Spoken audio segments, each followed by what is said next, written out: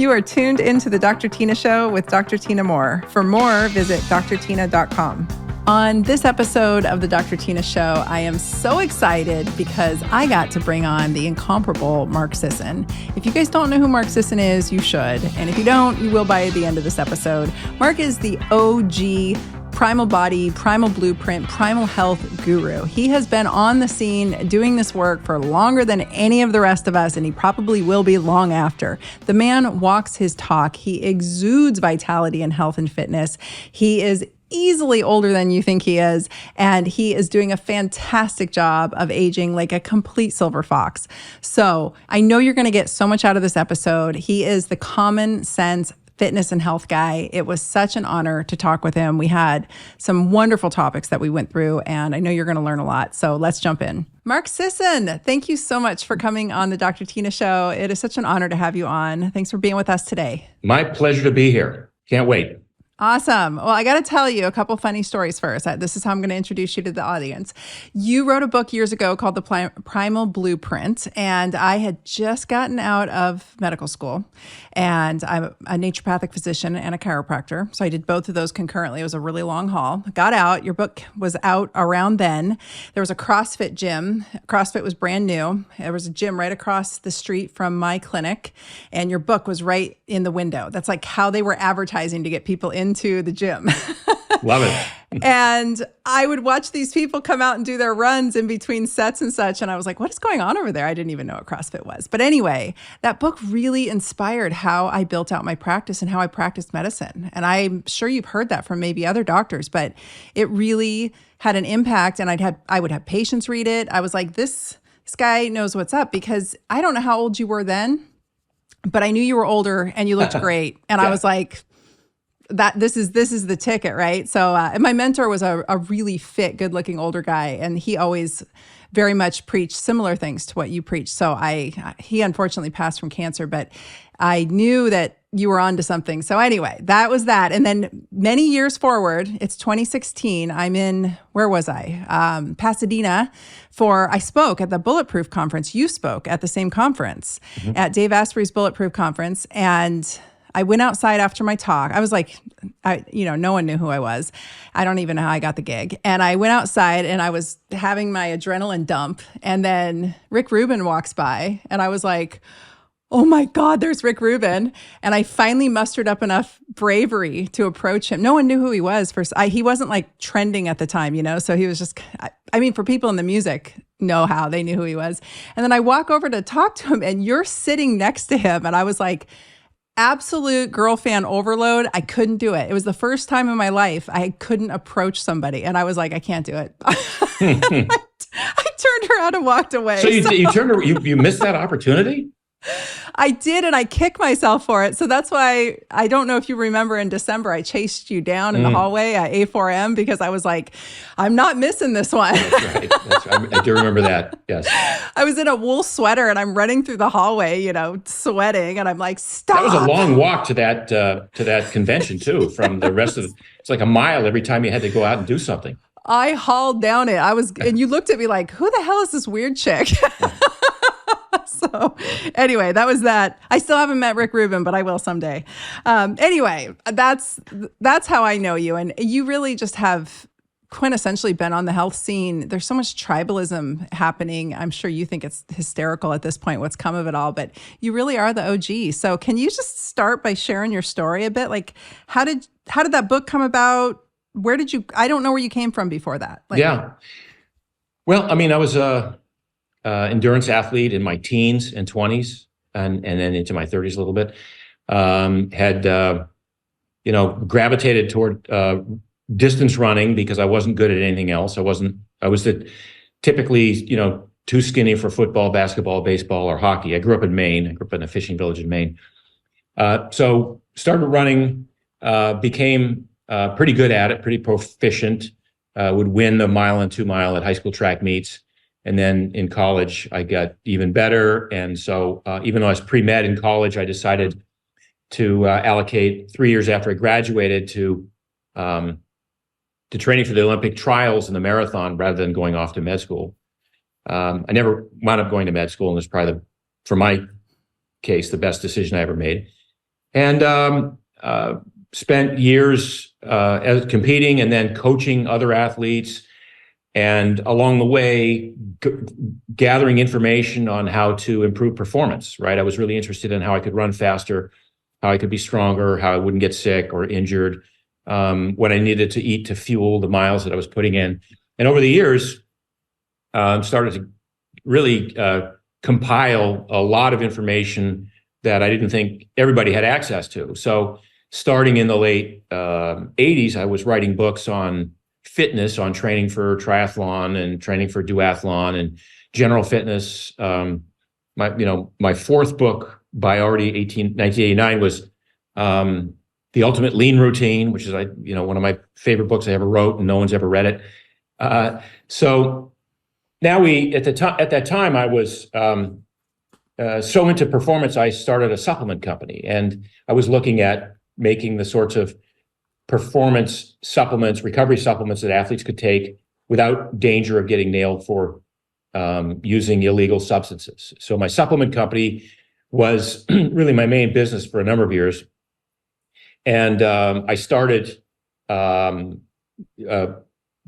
the business on the strength of my appearances on television shows, where I would go to these health talk shows, these cobbled together cable networks of health shows, and I'd appear and talk about the ways to eat and lose weight, or how to be healthy and how to work out the right way.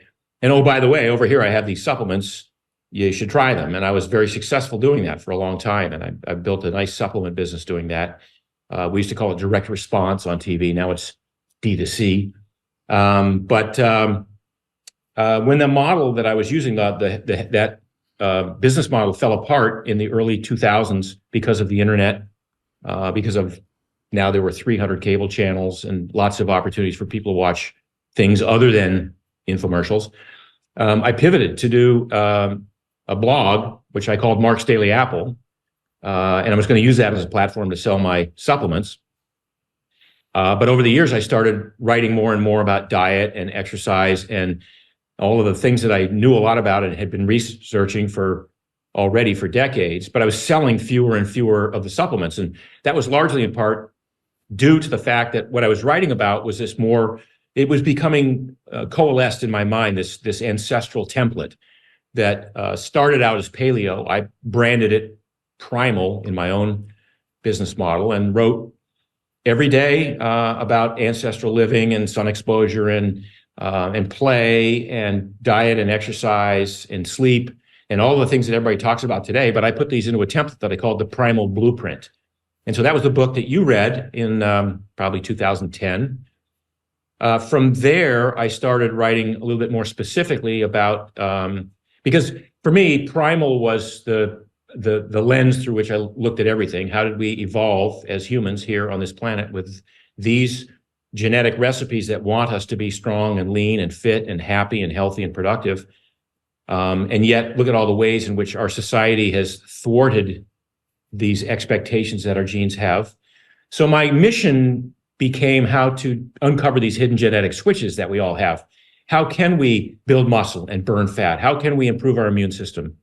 How can we beat depression, overcome depression? All these little things that people on a daily basis talk about and argue about and fight about it. And for me, it was all based in epigenetics, which was at the time, by the way, just coming on the scene. Yeah. I mean, it was a sort of a new concept that it's not your genes that are determining who you become, but more how those genes turn on or off based on lifestyle behaviors, what you eat, again, how you sleep, types of exercise you choose to do.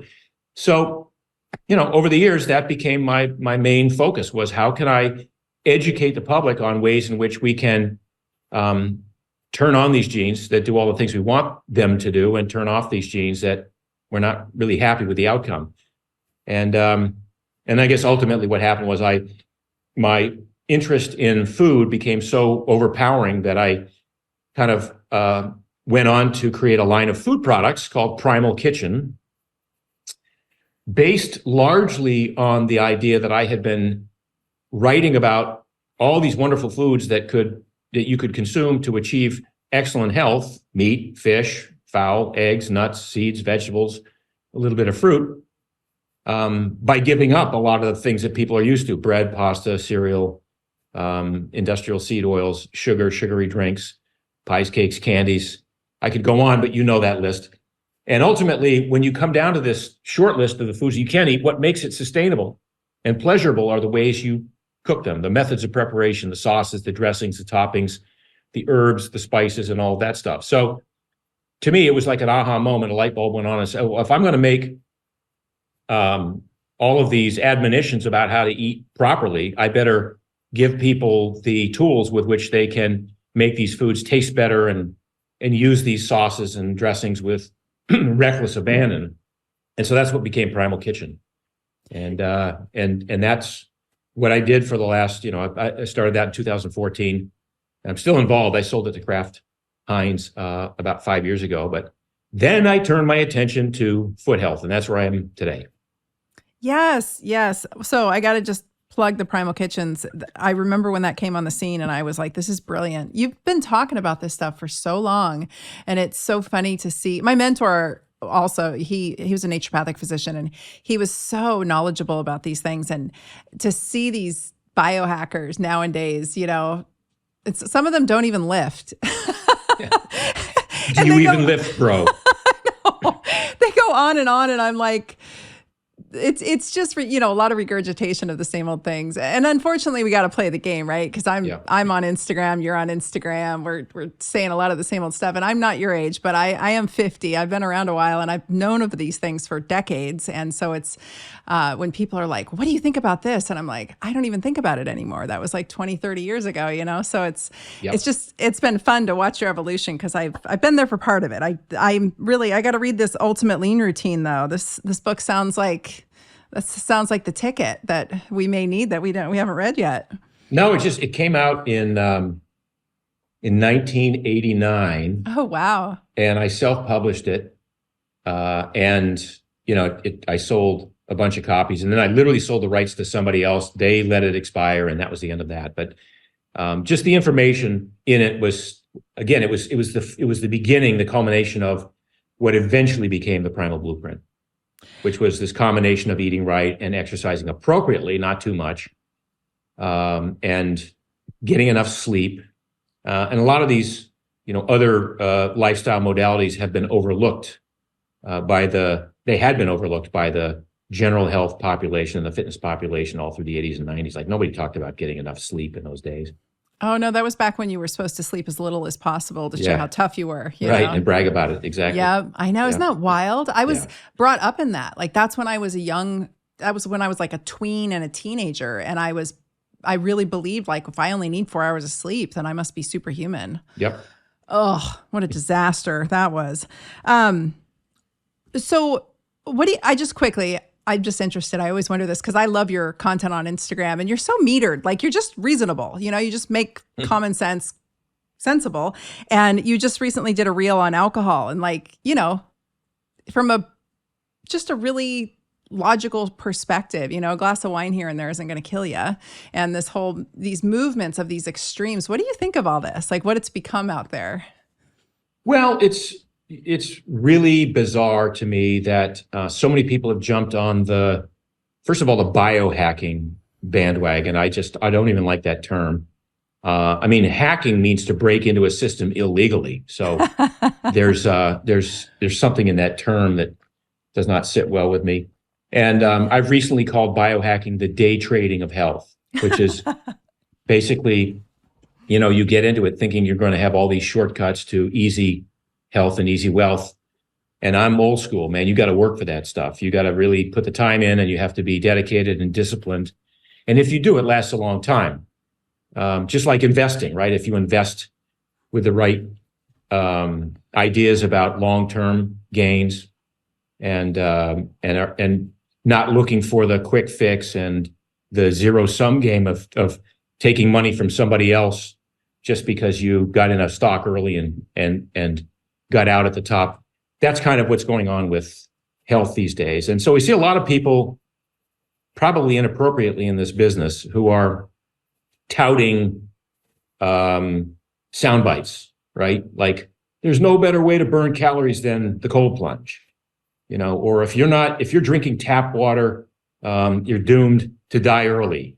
There are a lot of absolutes that are being spoken, and yet health is nuanced, right? And health is like, it depends on where you live, whether the tap water is killing you or not. It depends on, what your goals are with cold plunging. It depends on, and then there's, in that biohacking community, there are a lot of devices that are going to somehow, take 10 years off your life here or there. Then there are the people who are really well educated who are saying, well, research shows that if you decrease your consumption of this by 50%, you'll live 12% longer. And they're reducing all of this to risk statistics.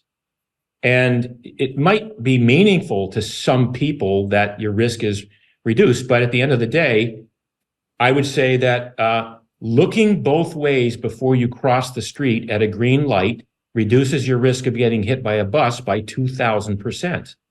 You can ascribe some percentage risk factor to all of this. Okay, that gets us to wine.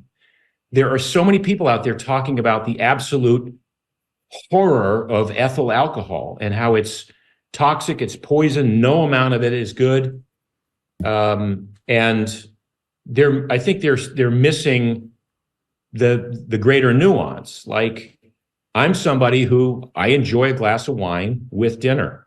I could argue that it helps me digest the food, because if I drink water with dinner, it dilutes the stomach acid in my stomach.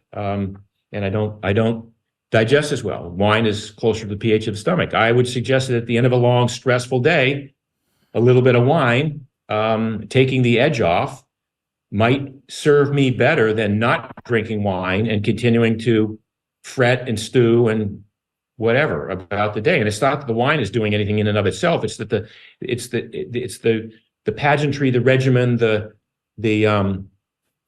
the poetry of drinking a glass of wine with friends.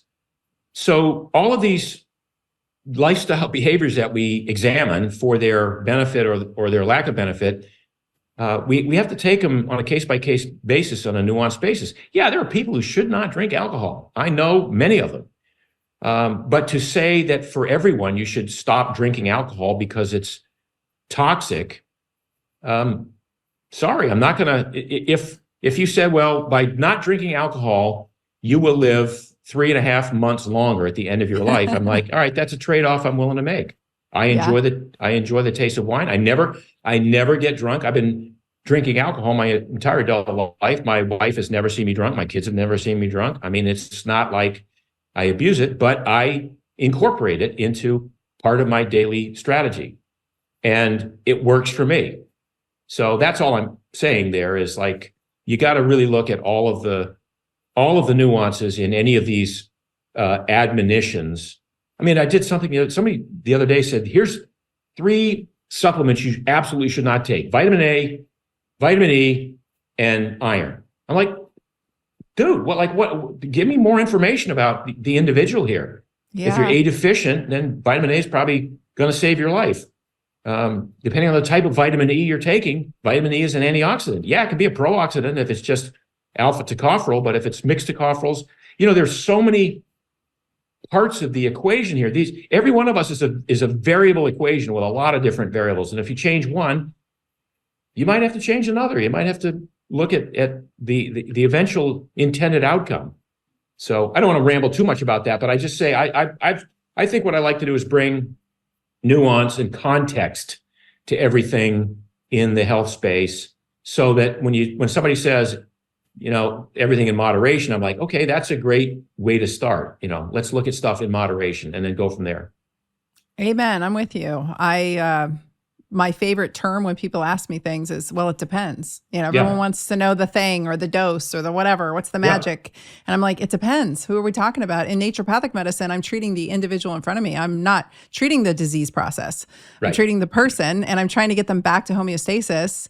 And I'm a big believer in hormetic hits. Like, we got to hermetically stress the system so that the body responds by thriving. That's how we get thriving to happen and I think alcohol plays in there. I quit drinking for a year because the stress of, I pushed back really hard during COVID and with a decent sized platform, and I took a lot of heat, and I live in wine country, and I found myself just consuming way more than I should have been. I just was under a phenomenal amount of stress, and my immune system was going sideways on me. And so anyway, I quit drinking for a year. We took a year off, my husband and I, and it was awesome.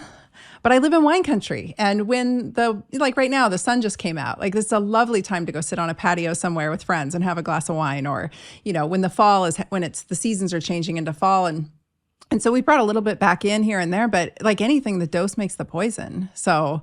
Well, and in particular with wine, I mean, I was at the end of my year not drinking wine when I met Todd White, the owner of Dry Farm Wines. Yeah. And I realized that this is a guy who has done the work, done the homework, and he's sourcing the types of wine that I could consume without second thoughts. I mean, I've never really liked the big, fat, chocolatey, leathery California cabs. They always taste like cough syrup to me. So I like a light wine. I like a wine with no additives and less tannins and or fewer tannins, as the case may be. And so that's what I primarily drink. And so when you say the dose makes the poison, some of the wines that are out there are horrible, and they make me feel like crap, and I would not drink them. So even within that little statement, that category of all alcohol is bad, it all exists on a spectrum. Some alcohol is pretty. I would not recommend that you drink a highly alcoholic, sugary drink with an umbrella on it. 3 or 4 of them in a row. Diabetes in a glass. Yeah.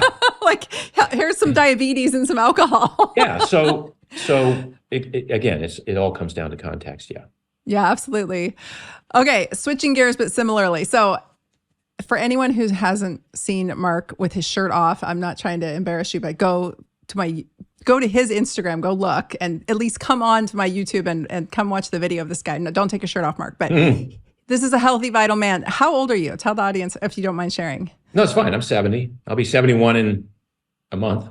Yeah, super vital, healthy 70-year-old man. And something that we read as one of the vital signs in naturopathic medicine is vitality, is how is somebody exuding life force, and it just beams out of you. And I was really excited when I met you because it was as bright as you see it in the photos. It's an energetic read. And so that's something I always read in my patients is like, what's their vitality level? Because and this goes into that depends answer. If someone's vitality is very low, the dose is a whole different situation. Like what that person needs to do. That is a person that should not be cold plunging. That is a person who should not be doing some of these extreme biohacking things because it's going to just crush them, right? And so vitality is a marker too. And when you see a really healthy person who's exuding vitality like sunshine and they're 70 years old, you listen. I'm like, what are you doing? So that takes me into my next question. There is a popular biohacker out there who's saying that we shouldn't be orgasming, and it's not. Who's good saying for that? you. Wait a minute. Name names. DA. Yeah. Go watch his Instagram. It's a big thing. He's got a hot young girlfriend now, and he's she must be happy about that. Yeah. Claiming not to do this. So I've seen video or footage of your very hot wife. Mark has a smoking hot wife, you guys. And she's very fit and she's beautiful. And I saw a clip sometime back of you guys talking about how you have a very healthy sex life. And I and my husband also do. And we're both 50 and it's super important. And we always say that's when people say, how are you guys so healthy and beautiful? I'm like, we have hot sex. Can you talk about that? The difference between I don't know what he's talking about. It makes no sense to me. But I think this is an important conversation as folks age. I read a stat that people my age, Mark, that are 50 are having sex 2 times a month. Yeah.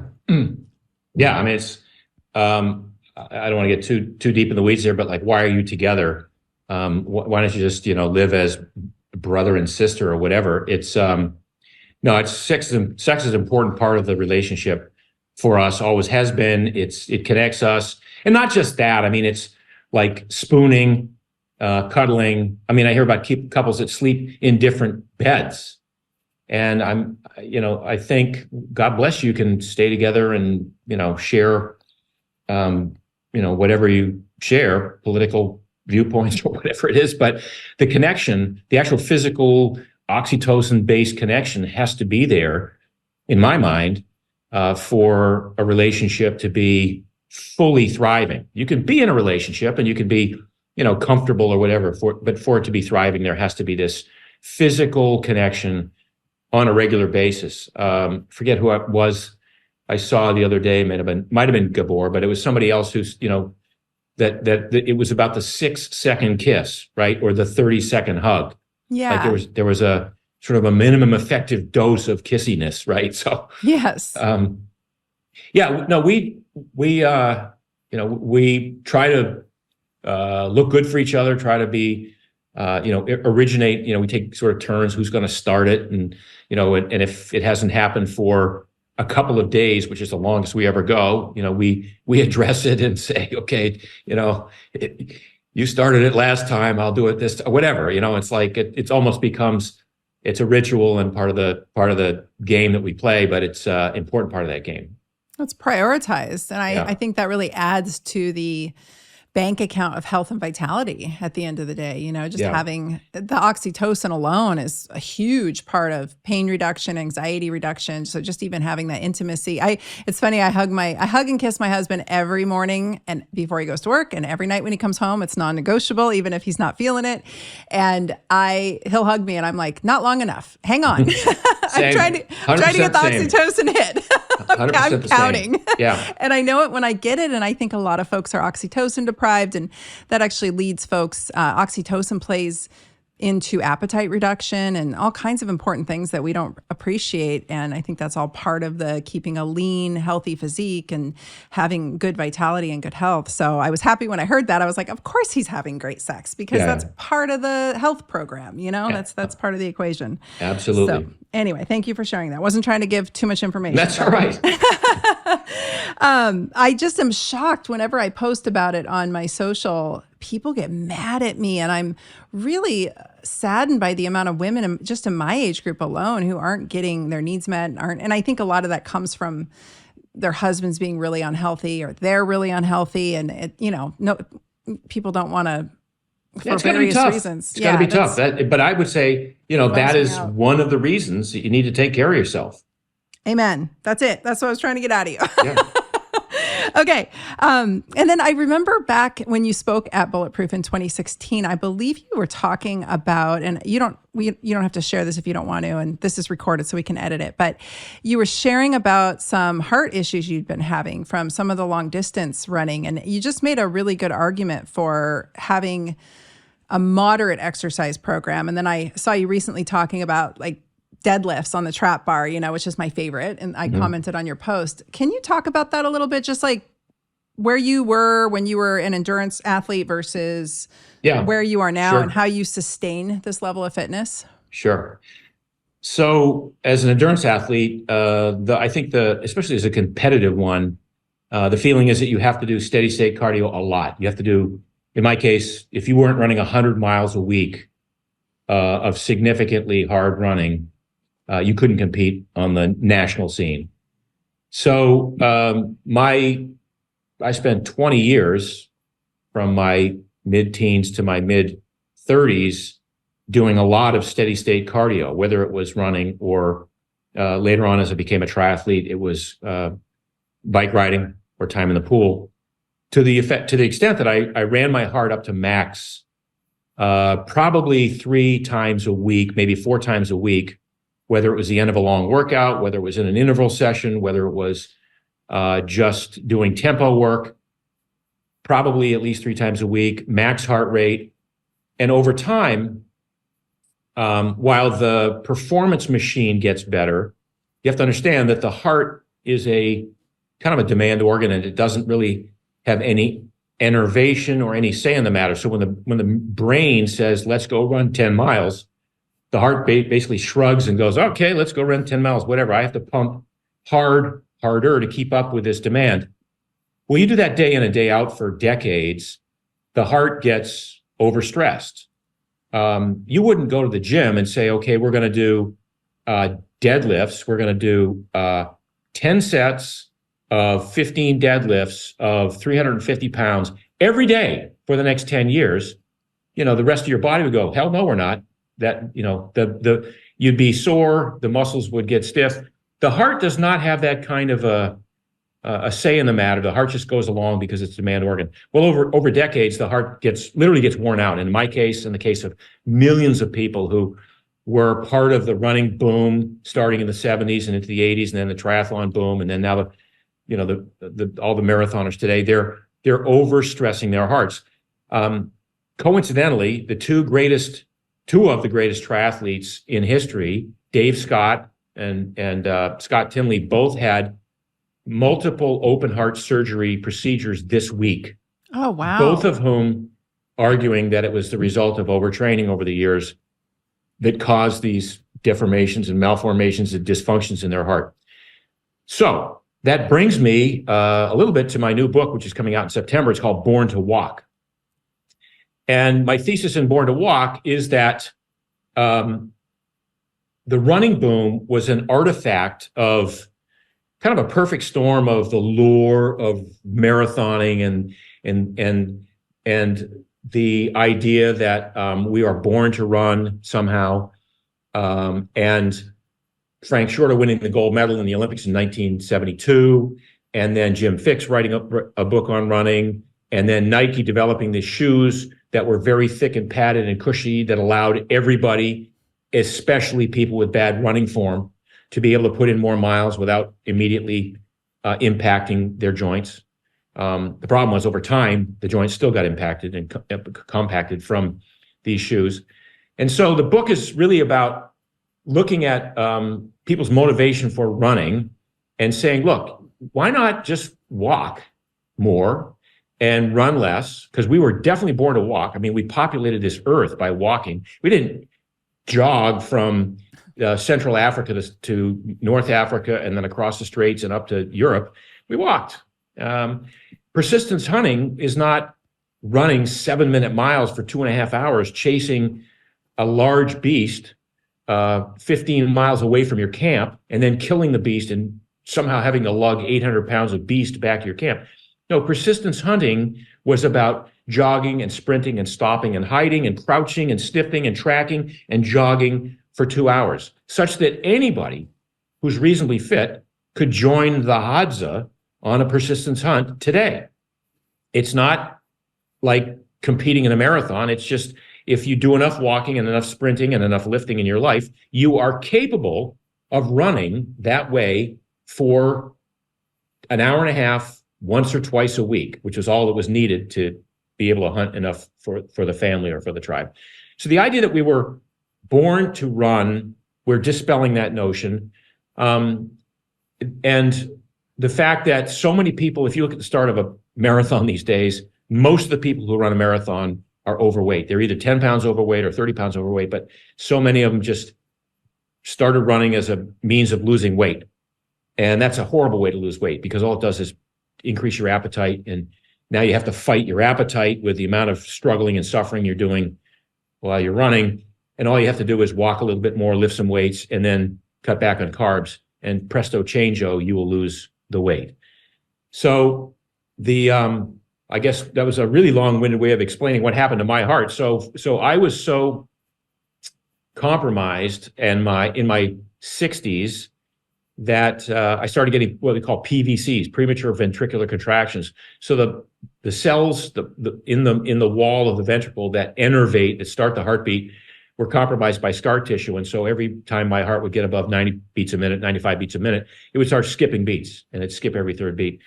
So I was going to have an ablation, which would be one of the ways to look at that. But I found some drugs that I could take, some calcium channel blockers that fixed the problem, but they limited the amount of heartbeat I could get. So I couldn't exceed 130 beats a minute. It was just, that's the highest I could get my heart rate up. So I couldn't do any more high-end sprinting work like that. I could do the sprinting, but I couldn't recover fast enough. I could do 7 or 8 or 10 seconds of sprinting, but then I'd be out of breath for so long because my heart wasn't beating fast enough.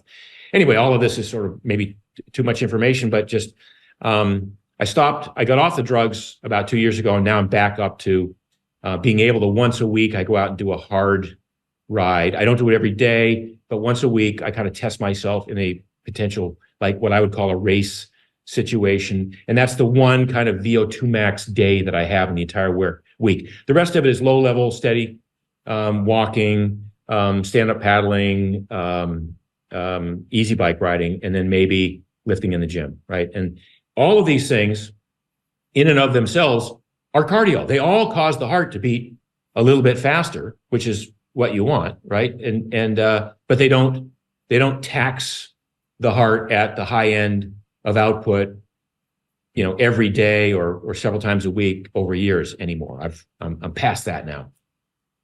Yeah, that's a tough one. I was a little cardio bunny in my younger years because we all were, all us girls from the 80s and 90s were little cardio bunnies.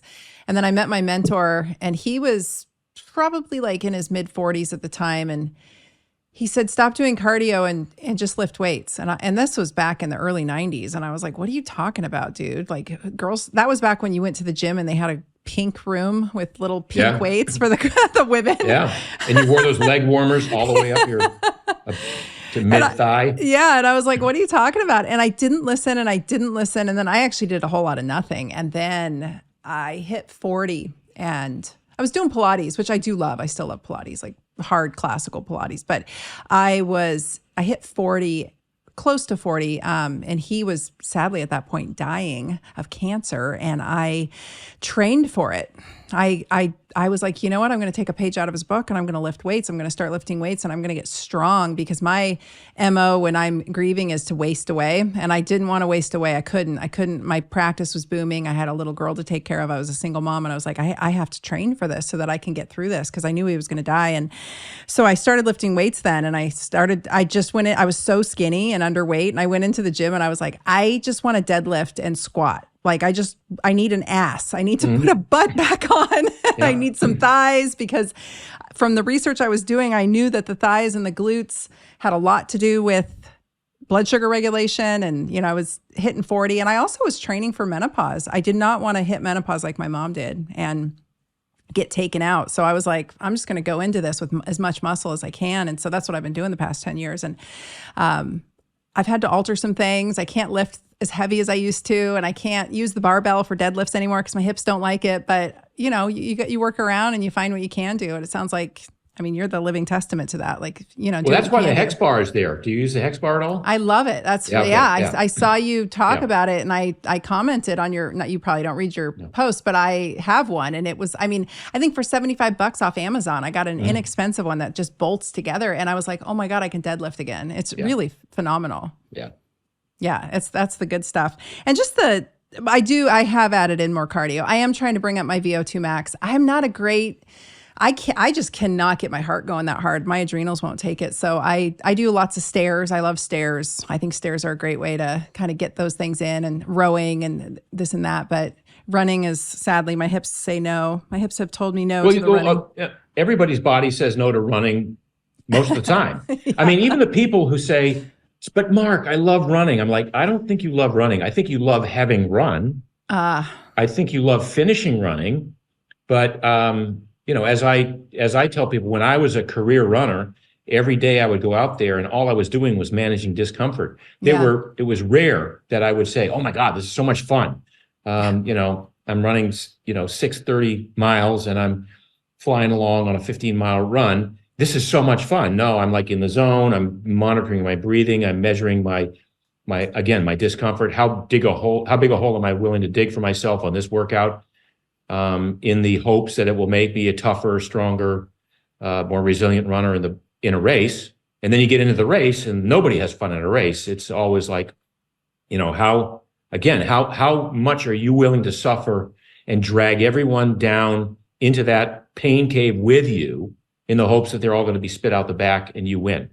That's no way to live your life. Oh, man. So, that sounds awful. Well, runners do look miserable. I've noted that, and seen a lot of patients that were runners. They run themselves right into diabetes. It's crazy. My background, what I did for 10 years was regenerative injection therapy. So long before it was cool to do stem cells, I was in there doing prolotherapy and PRP and, early adapter to stem cells, but a ton of prolotherapy and very busy practice. And I would see these guys that came in their 60s and 70s, and they were far distance cyclists and runners, and they all had ran or cycled their way into diabetes. Like eventually that oxidative stress just sent their metabolism over the edge. Well, it's wild. That, and it's the fact that those are still old school guys who thought that they had to carbo load every day. Yeah. So they had not developed any sort of metabolic flexibility. So they'll do a hard run. They'll mostly burn sugar, not much fat. They'll get back. All of their glycogen stores are depleted. Their brain goes, hey man, if we're going to do this tomorrow, we got to start carbo loading. And so these are guys who are taking in not 200 or 300 grams of carbs, but 400 or 500 grams of carbs every day, maybe more. And over time, and usually, they're not the most appropriate, complex carb sources. These are often sugar and, bread, pasta, rice, cereal, easy carbs, right? And those raise insulin. And the next thing you know, you're on this insulin roller coaster. And it's no wonder that some sort of insulin resistance develops over time. Yep. And their knees were all shot to hell. And there's that. I mean, no, there's no, look, in writing this book, which is now, we're cutting it down because it's such a big book because there's so much data. The idea that running is somehow a good way to lose weight, that it is cardioprotective, that if you don't run with good form, you still get injured at the same rate, whether you're wearing thick cushion shoes or minimalist footwear. You still get, with bad form, you still get injured. So walking becomes the best thing that a human being can do, and we're trying to give runners permission to walk again. Is what we're trying to do. I love that. Well, I live in, I grew up in Beaverton, which was like Nike Central. And then I went to school at U of O, which was Nike Central. So Runnerville. So USA. Yeah. So I get it. It's been an interesting shift to watch happen, but I'm excited that most people are starting to catch on. They have to build muscle. Like you gotta go into your older years with muscle. It's not negotiable. It's your metabolic health will never optimize. Your hormones will never optimize. I preach this all day on my platform, so my listeners are probably tired of hearing it. But it's like a super big non-negotiable when it comes to the whole. Well, let's talk about your 60 and 70-year-old lifetime runners who come in who haven't lifted weights, and even if they've lifted weights, they've not been able to keep any muscle on. And this was. Look, as you noted, I'm pretty fit for my age. I have the same body fat I had when I was in my 20s. I weigh 32 pounds more now than when I was a runner. And I lifted weights when I was a runner. But running is so catabolic, you cannot keep upper body muscle on at all. And you can't even keep, thigh and glute muscle on to that extent when you're running that amount of mileage. So now when you're in your 60s or 70s, it's even more incumbent to get to the gym and lift weights. You get so much more benefit from putting on muscle mass than you do from running steady state cardio and somehow developing VO2 max. And by the way, that brings me to this point about VO2 max, which Peter Attia is helping to popularize as the real metric now for longevity. Like it's not grip strength anymore. It's VO2 max. It's the determinant of your predictive talking about risk factors of your longevity. Well, I just had my VO2 max done about a month ago. And on the one hand, I was dismayed to see that I was only in the top 5% of my age group. On the other hand, because I weigh 30 pounds more than when I was a runner, if I took that 30 pounds off, and VO2 max is described as milliliters of oxygen per kilogram per minute. So the less you weigh, the bigger that first number becomes. And then I started to think, well, wait a minute, I'm in the top 5% of my age group, but even when I was an elite runner, I was still only in the top 5% of my age group. So that hasn't declined. Meanwhile, I guarantee you I'm in the top 2% of my age group in terms of strength. So now there's this trade-off, like, do you want VO2 max or do you want strength or do you want both? And you can't have both at the highest level. I would suspect that you can't be in the top 1% of VO2 max and the top 1% of strength. Maybe you can, but I'd be highly suspicious of that. And so as an older person, I'm like, okay, I'm really right where I want to be. I've got the combination of muscle mass and strength, and I've got certainly plenty of VO2 max to carry me through the rest of my life. So I don't need, and the other thing I want to mention is that I don't do that much VO2 max training. So it's almost like when I trained my ass off, and I was in the top 5% of my age group when I was in my 20s, I trained my ass off, like literally my ass was gone. I was a poster child for men with no asses. And then I don't train at all. I train once a week, as I say, to do kind of VO2 max stuff on the bike. And the rest of it is all filler. It's all contemplated to build muscle and to build metabolic flexibility. And yet I'm still in the top 5%. So what was I getting after all those years of just focusing on VO2 max?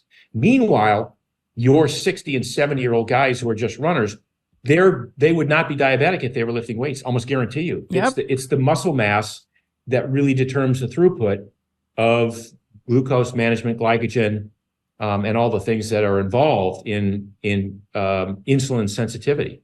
Yep. Amen. No, they didn't want to hear it either. They also like to drink the wine. They like to do the bike rides out here in wine country where you go a long distance, you hit the winery, you go a long distance, you hit the winery. And they would become so angry when I would show them their labs and give them their objective findings. They would become so angry with me. And I'm like, dude, don't shoot the messenger. I didn't put you into this state. This was decades of your doing, Yeah. And they just couldn't believe that it was happening. They're like, how am I type 2 diabetic? I'm like, you have no muscle mass. Your testosterone has been literally ran into the toilet. I mean, there's so many factors here of what chronic cardio can do to a person when unmitigated, like you say. I mean, there's a time and place for it.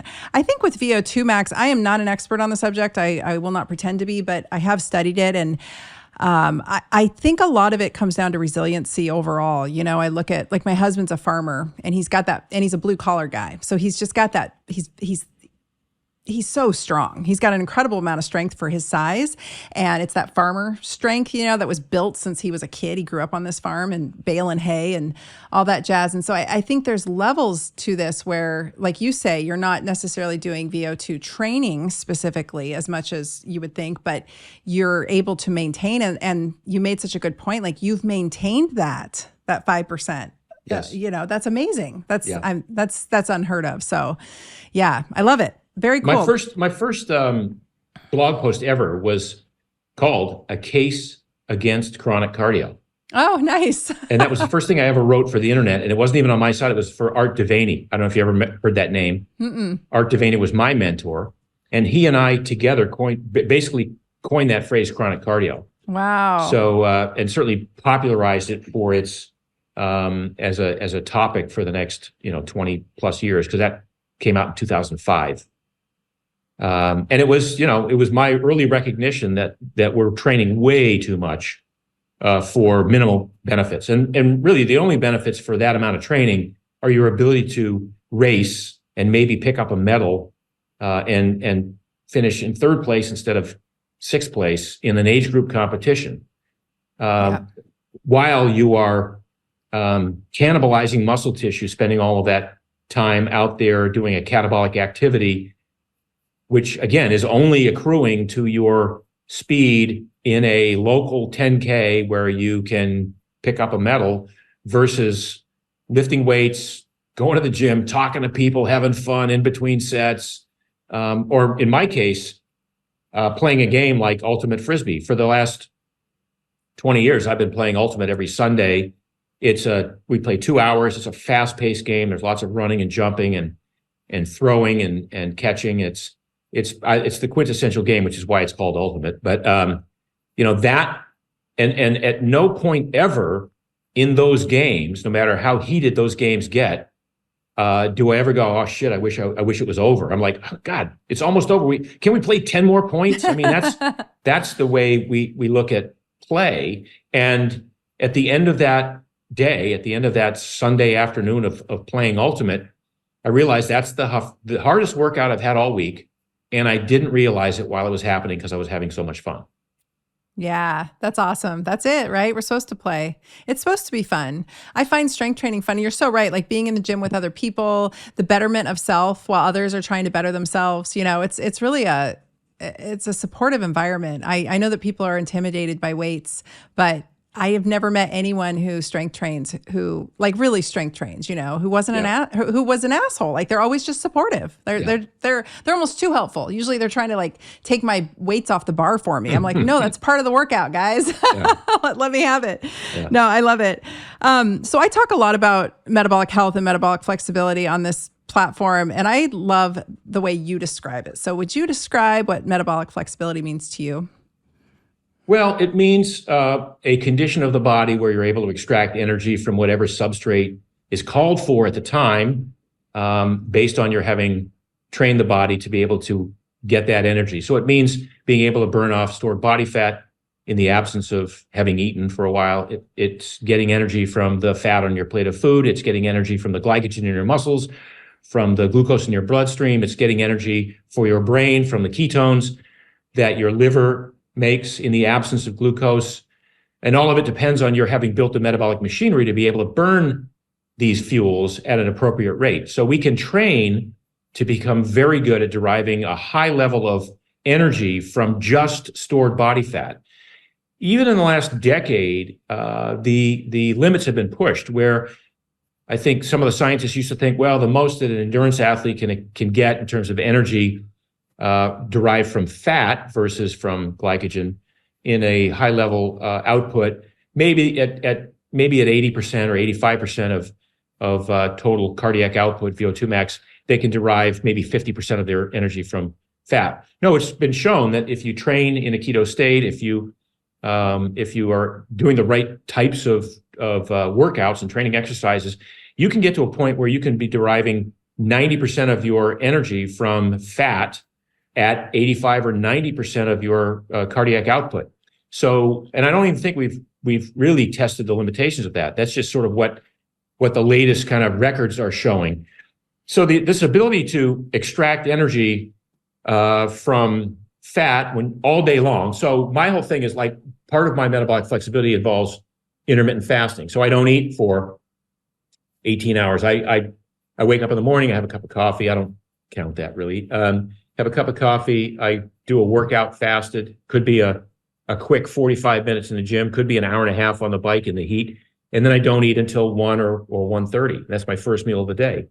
I don't snack in the afternoon, and then I eat again at dinner. It's usually a steak and some vegetable and a glass of wine, red wine. And that enable throughout the day, I have all the energy. I wake up and I'm not even hungry because I have the energy I need to go through the day. So like my whole thought process is, why would I eat if I'm not hungry? And if I have all this energy, why am I going to eat? I did a post on Twitter yesterday, just describing the fact that, I can thrive on between 1,800 and say 2,300 calories a day, provided I focus on protein first. And then keep my carbs low, but lots of vegetables. But vegetables are basically, you can have 2 pounds of broccoli has, 40 grams of carbs locked in a fibrous matrix. So it's tough to overdo the carbs if you're focusing on vegetables or fruit as your source of carbs. So one of the things that happens with metabolic flexibility is you become metabolically efficient as well. And that's something that not a lot of people talk about and not a lot of people appreciate. Metabolic efficiency means that, first of all, if I'm consuming 2,500 calories in a day, I'm absorbing all 2,500 calories. A lot of people who eat 4,000, 4,500 calories a day are literally, because of their digestive issues, their gut biome or their leaky gut syndrome or whatever, they're literally pooping out 1,000 calories that they would have absorbed if they had better digestion. So that's part of metabolic efficiency. The other part of metabolic efficiency is that I can get more work done per calorie than most people who are they're having to make, their body is overheating. The body's trying to burn off the extra energy that they consumed because the body says we don't need 4,000 calories a day. We can handle it, but we're revving high all day long, burning off this excess energy. And that was one of the things I posted the other day was, look, you people who are taking thyroid medications because your thyroid is low and then eating 5,000 calories a day, what are you doing with all that extra energy? Oh, man. And, I got railed on by some guys who say there's no way that you can get by on that little food. Well, I was just at lunch with my writing partner, and I'm like, okay, look at this meal. This is, 4.5, 5 ounces of salmon and a big salad. That's my lunch, first meal of the day. If it was 650 calories, I'd be surprised. Very satisfying. Tonight, I'm going to have a 10-ounce, 12-ounce steak, call it 700 calories, some broccoli and a glass of wine. I mean, I'll get to 2,300 calories today, but I don't need more. And I maintain muscle mass and I thrive. And my personal experiment was a couple of months ago. I said, all right, there's all this talk in the social sphere about eating 3 meals a day, being, you should do 3 meals a day. And then our friends in the medical profession, Gabrielle is a good example, saying you got to have 1 pound of 1 gram of protein per pound of lean body mass. I'm like, that would be 175 grams of protein for me. I don't ever get that amount. So I thought, you know what, I'll eat breakfast and then I'll eat lunch and then I'll eat dinner. And, 3 weeks in, my wife says, you're getting a little pudgy there, Mark. I'm like, okay, I exceeded my limits. I don't need those extra calories. And so for the longest time, I've told people, I've said, do this thought experiment for yourself. The old you used to go, what's the most amount of food I can eat and not gain weight? What's the most amount of this meal I can have and not feel like a glutton? What's the biggest slice of this pie I can have and still not beat myself up for having, felt like guilty and not be able to sleep at night? Well, that's how people go through life. Like, what's the most I can do?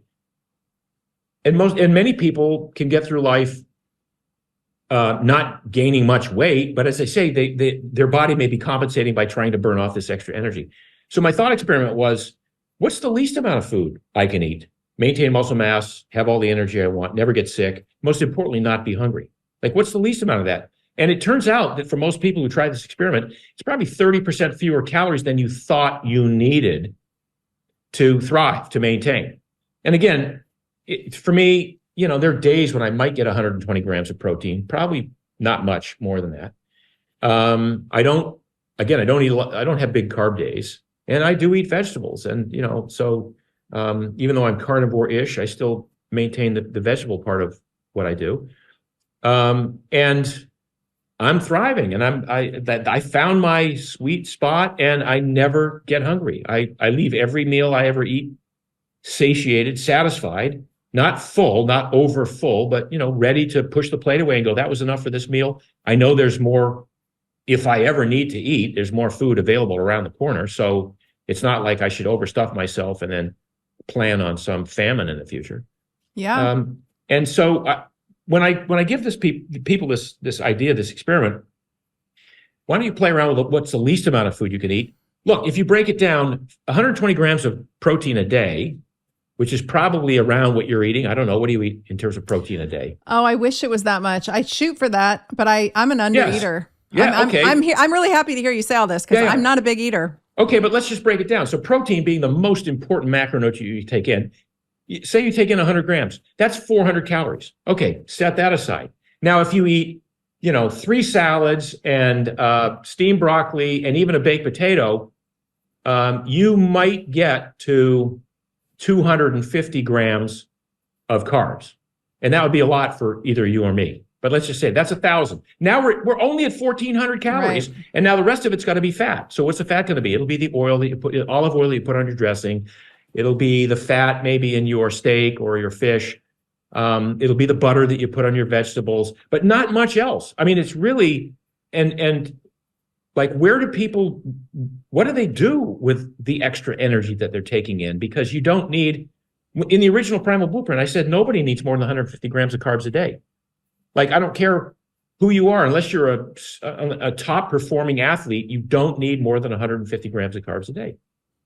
So it all kind of boils down to, not much food for most people, especially if you're only eating 2 meals a day, especially if you're metabolically flexible, especially if you're metabolically efficient. And so you're deriving energy from these different substrates.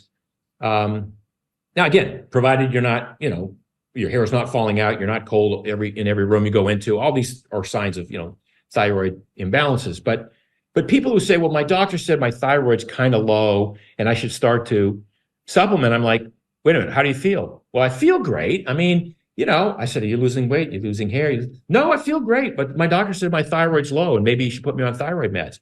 I'm like, dude, dudette, you win the contest. Like you're revving, you're thriving at the lowest possible RPMs. And it's like anything else in life. I mean, if you look at, people say, well, I want a fast metabolism. I'm like, why would you want a fast metabolism? Well, so I can eat more. Like, explain that to me. So you can eat more. So you're banging out 600 calories a day on the treadmill, struggling and suffering and sweating and running and groaning, so you can eat a few more servings of something inappropriate to begin with in the first place. It's like these deals, these Faustian deals. Yeah, it's totally hedonism, but it's gluttony and hedonism. And what is it? What's the end result? I'm saying, as long as you're not hungry, as long as your cravings subside or dissipate or disappear, if you don't have any cravings, you win. That's the place you want to be. You don't want to be dependent on, oh God, hey, we have to cut this interview short because do you got a meeting? I got to go eat. No, I'm just saying. I'm just saying we don't want to do that. No, I'm saying, it's like. Yeah. You don't want to be so totally dependent on your. We can't meet at noon tomorrow because that's my mealtime.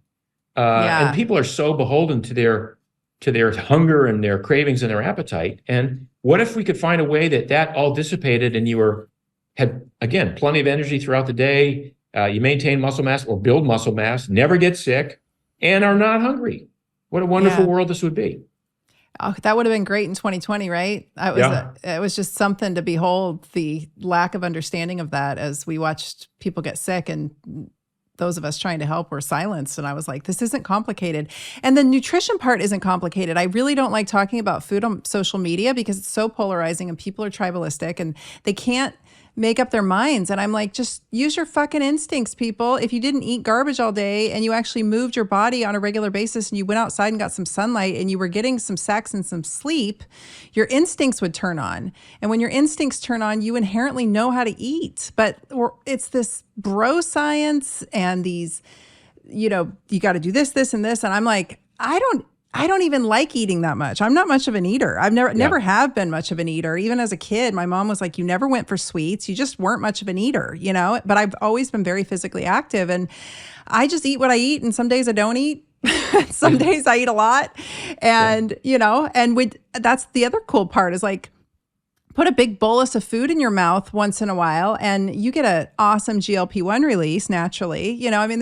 There's so much to this that we could like make it so sciencey, but people are just eating too much. And I think, their instincts are all screwed up and their hormones are all screwed up and the ultra processed food has done a number on their brain. I saw Dr. Song, I don't know if you know, she's a like a holistic pediatrician, and she was speaking on a podcast yesterday, and she was talking about how kids who grow up on ultra processed foods, they have smooth brains. They've lost the rugae, and I'm like, I know a lot of smooth brained adults too. Yeah. Well, ultra processed foods and then the devices, right? Being on their phones all day. It's devastating. Yeah, devastating is right. Okay, well, this brings us to the shoes and the feet, because I actually am a big fan of I'm just going to give a little background here. Ray McClanahan, Dr. Ray McClanahan, I don't know if you know who he is, but he was one of the early folks to come out. He's the creator of Correct Toes, the toe spreaders, and he's from Portland. So I got to know him when I was still a student and I saw him speak at Grand Rounds one day, and it made so much sense. He talked about how we need to be wearing wider footbeds, allowing our toes to splay. And the funny thing about it is, I have always hated shoes. Since I was a kid, I would throw absolute fits when my mom would try to put shoes on me as a child, socks, shoes, all of it. And so I grew up in Southern California in Ugg boots and flip-flops. And so wearing shoes to me is like, I'd go to clinic to treat patients and I'd literally have shoes in the back room. I'd put them on, treat patients, go back there, kick them off. There's no shoes. And I saw the shoes that you came out with recently and they're so cool. They're like not nearly we've had the toe spreaded shoes before in the past from other brands that I couldn't get behind. They were not attractive enough. Yeah, you've successfully made a fashionable, really brilliant device here. So talk about that. Yeah. So like you, I've hated shoes my whole life. I was a victim, I use the term lightly, of the thick cushioned shoes early on in my running career. So I got injured. I got knee problems from running in padded shoes when Nike first came out with those in the mid 70s. I was a miracle cure with orthotics, which is a double-edged sword in and of itself, because I pronate, I land supinated and I pronate, which all runners do. Because of the cushiony nature of the shoes, I developed chondromalacia in my knees. So a quick-witted podiatrist out of Hayward, California, by the name of Steven Subotnick, cast some acrylic orthotics for me, 1974, 1975. So this is early days of orthotics. And I was a miracle cure. I could run. I went from having to walk with a cane, not participating in my senior year of college in track, to running fully well again, until a few years later when I had to retire in 1980 because of chronic hip problems, because all the orthotics did was bypass that one problem that was causing the knee issue and put everything else further up the kinetic chain.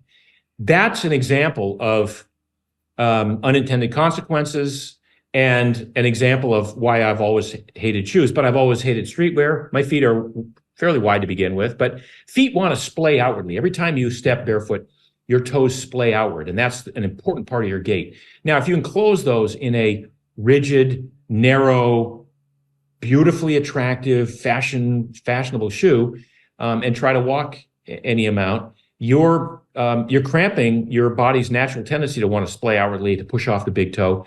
You talked about wanting to build a butt. The big toe is what activates the glute. And if you don't activate the glute through the big toe because you've restricted, you're wearing, say in the gym, you're wearing tight restrictive shoes in the gym, and now you're doing squats or lunges or even deadlifts, the other muscles around the glute have to take over and do the work for the glute. And so you get the potential for injury doing that. It's just, there's so many reasons that regular common footwear was bothering the hell out of me. I said, well, and by the way, I was an early adopter of the original 5-toed shoes. I loved them, but they were too thin. Like, you couldn't walk long distances on concrete or pavement with them. You certainly couldn't run off-road and trails with them that much. They smelled bad if you wore them too often, and you couldn't get past that. And the colors were ugly. They were horrible. So they wound up, those, in my mind, they were like ballet slippers for MMA fighters, right? They were pretty restricted in their use. So about 4 years ago, my son and I decided to set out to redesign minimalist footwear from the ground up. So a true barefoot experience, a minimal shoe, has to have individual toe articulation. It has to be a toe box for each of the toes to truly recreate that feeling of going barefoot. So the shoe has to have ground feel. It has to be thin on the bottom, thin enough to feel every little lump that you step on, every dimple on a manhole cover, every stick, every stone, every divot, every pothole, because the brain needs the information, the sensory input from that initial contact with the ground. By the time you weight that foot, the brain already knows exactly how to scrunch the arch, how to roll the ankle, how to bend the knee, how to tilt the hip to accommodate the force of that footfall. If you bypass that by putting in 2 inches of thick restrictive cushioning in the name of cloud-like feeling, the brain just guesses. I guess we roll the ankle outward. I don't know. I guess we bend the knee this much. I guess we tilt the hip, but who knows? And over time, that could lead to injury. So we built a shoe that has amazing ground feel. You can feel the ground underneath, and yet it has just enough cushioning so that you can walk long distances on concrete, on pavement, on hardwood floors, on hard surfaces. You could be doing rounds for 12 hours in a hospital on these, and they would feel better than, say, a cushioned shoe. And because it's individual toe articulation, each toe has its own socket, and the toes are now being forced into alignment because they're not, even if you have wide toe box shoes, your toes don't automatically seek some natural splay if they've been cramped for decades in other shoes. By the way, Ray is on our board of directors. He's on our board of advisors. Great. Ray carries our shoes in the store that's attached to the Northwest Foot and Ankle Clinic. Good. I mean, Ray's a huge fan of what we do. Okay, good. I figured. As is Mark Cucuzella, who's like a preeminent barefoot running guy. So we have a lot of amazing, well-established, well-credentialed people in the field of science who are looking at our shoes going, wow, you guys have really nailed it. They're comfortable. I would argue they're the most comfortable shoes you'll ever wear. They're functional. You get to build the small muscles of your feet, those intrinsic muscles, up again after having been kind of cast and set into rigid shoes up until now. And they're stylish. I mean, we have some great looking styles. We realize that once you understand the importance and feel the comfort of what we call toe freedom, you won't want to put on regular shoes again. So we make a palooza for every occasion. We make a loafer style. We make a leather lace up for the men's workplace. We make house shoes, house slippers, trainers. We were introducing an ATR, an all-terrain shoe coming up because we have so many trail runners and ruckers. Rucking is the new big thing. Who are hiking and walking in our shoes, knowing full well that they're not running, they're actually out there training their feet. That every step they take and they land in a different configuration, they're strengthening those intrinsic muscles of the foot. And that then pays off when they put on their running shoes and go enter a race. Their feet are more resilient, stronger, more mobile, and flexible. I love it. This is so important. The arches of the foot are supported by the lower leg, and people don't realize that. There's so many intrinsic foot muscles, but these muscles coming off of your knee down and down your calf, down into your foot to support all these slings, right? And to keep those arches. And without that, when the minute those toes get smushed together in a traditional shoe, those arches collapse and the stress on those muscles just blows and the you whole get system bunions out. and you get all sorts of weird manifestations of that. Plantar fasciitis, which Ray has famously described as it shouldn't be an itis, it should be an osis. It should be plantar fasciosis because you basically cut off the circulation of that area by scrunching the big toe over toward the other toes and then rockering it up. Yep. You've restricted blood flow in a way that no amount of rolling it out with a lacrosse ball is going to fix it if you keep putting on the same shoes. Well, you basically are creating this chronic necrotic tissue that gets hyper-innervated as the body tries to heal it. It's a disaster. Yeah, exactly. It's a mess. Now, I'm with you. We feel 1,000% certain that we are on the right track and that we are, our mission is to change the way the world moves, and starts with walking appropriately. I love it. I love this. I also love walking, so I'm with you. Mm. This is so great, Mark. Thank you so much for taking the time to come on the show today and share all your wisdom with us. I will tell the audience again, go find a picture of this man, either video of him being active or his shirt off, and you will understand. Because I wholeheartedly believe when people come at me, I'm like, dude, I'm 50, and I'm not saying I'm like the epitome of hotness, but like I'm in good shape for 50, and I think when you live it and you walk the talk, it shows. And so you are truly testament to that. So thank you so much. And thanks for having me, Tina. Yeah. Where can everyone find you real quick? Well, so speaking of naked shots of me on the internet, I'm Mark Sisson Primal on Instagram. And then, of course, my blog, Mark's Daily Apple, has been around for a bunch of years. It's been offline for a few months because of some hacking incident that we're trying to resolve. Oh, no. But not a biohacking incident, but an actual an illegal access incident. And, I would say Wear Palooza, WEAR, is the Instagram site for the shoes. And then Palooza.com, PELUVA, Palooza. It comes from two words in Portuguese. Pé means foot and luva means glove. So it's foot glove in Portuguese. And and we'd love to have any of your listeners and followers try out these amazing new shoes. Awesome. All right. Well, I'll put everything in the show notes and make sure that people get sent your way. So thank you so much again. It's truly an honor to talk with you. My pleasure. Thanks for listening to the Dr. Tina Show. Please be sure to follow me on Instagram at Dr. Tina, that's DRTYNA, and Dr. Tina 2.0, as well as visit my website at drtina.com. This is a Resonant Media production, produced by Drake Peterson and mixed by Chris McCone. The theme song is by John the Guilt. As always, you can email the show at podcast@drtina.com. And if you like this episode, please rate, review, and subscribe on your favorite podcast app. See you next week. This podcast is for general informational purposes only. It does not constitute the practices of medicine, nursing, or other professional healthcare services, including the giving of medical advice. I am a doctor, but I am not your doctor. No doctor-patient relationship is formed. The use of this information and the materials linked to this podcast is at the user's own risk. The content on this podcast is intended not to be a substitute for professional medical advice, diagnosis, or treatment. Users should not disregard or delay in obtaining medical advice from any medical condition they have, and they should seek the assistance of their healthcare professionals for any such conditions.